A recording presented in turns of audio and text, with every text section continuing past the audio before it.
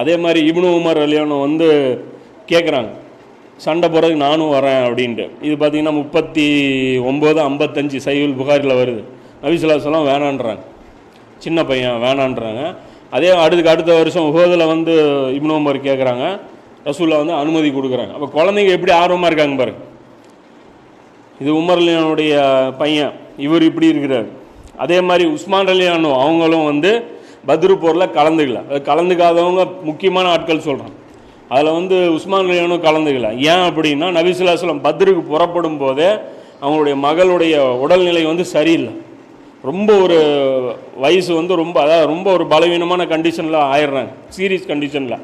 அப்போ அந்த நேரத்தில் ரசூலுல்லாஹ் என்ன பண்ணுறாங்க, உஸ்மான் ரலியல்லாஹு விட்டுறாங்க, நீ இங்கே இருங்க, நீங்கள் வந்து இங்கே இருங்க அப்படின்னு சொல்லிட்டு ருக்கையா அவங்களுடைய பாதுகாப்புக்கு அவங்களுடைய உதவிக்கு நபி ஸல்லல்லாஹு அலைஹி வஸல்லம் உஸ்மான் ரலியல்லாஹு இருக்க செய்கிறாங்க.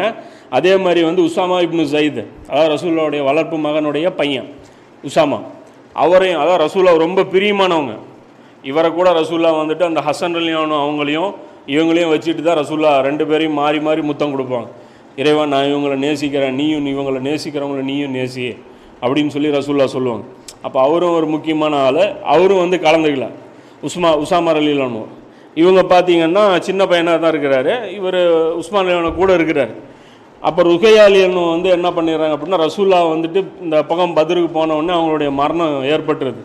இப்போ அடக்கம் செஞ்சுட்டு இருக்கக்கூடிய ஒரு தருணத்தில் நபி ஸல்லல்லாஹு அலைஹி வஸல்லமுடைய மகளை உசாமா ரலியல்லாஹு அவங்களும் உஸ்மான் ரலியல்லாஹு அவங்களும் சேர்ந்து அடக்கம் பண்ணிட்டு இருக்கிறாங்க. அந்த நேரத்தில் அல்லாஹ் அக்பர் அப்படின்னு சொல்லி சத்தம் கேட்குது வெளியே. என்ன சத்தம் அப்படின்னு சொல்லி இவர் கேட்குறாரு, உஸ்மான் ரலியல்லாஹு, உசாமாவே இது என்ன சத்தம் பாரு அப்படிங்கிறாங்க. உடனே இவர் போய் பார்த்துட்டு சொல்கிறாரு, ஸைத் ரலியல்லாஹுடைய சத்தம் இது. அவர் வந்து நபி ஸல்லல்லாஹு அலைஹி வஸல்லமுடைய ஒட்டகத்தில் உட்காந்துக்கிட்டு வந்துட்டு இருக்கிறாங்க, இந்த மாதிரி வந்து முஸ்ரிக்குகள் வந்து தோற்கடிக்கப்பட்டிருக்கிறாங்க அப்படிங்கிற இந்த செய்தியை வந்து இது பண்ணுறாங்க. அப்போ அந்த நேரத்தில் வந்து இந்த முனாஃபிக்குகள் இருக்காங்க இல்லையா, அவங்க வந்து கிண்டல் பண்ணுறாங்க, இதெல்லாம் ஒரு வெற்றியா, இதெல்லாம் சுத்த பொய் அப்படின்னு சொல்லிட்டு, இதெல்லாம் நாங்களாம் நம்ப மாட்டோம், முஸ்ரிக்குகளை போய் இவங்க ஜெயிச்சிட முடியுமா அப்படிங்கிறாங்க. பின்னாடியே அந்த 70 பேர் சங்கிலியோட பிணைக்கப்பட்டது வர்றாங்க. அப்போ தான் இவங்க நம்புகிறாங்க.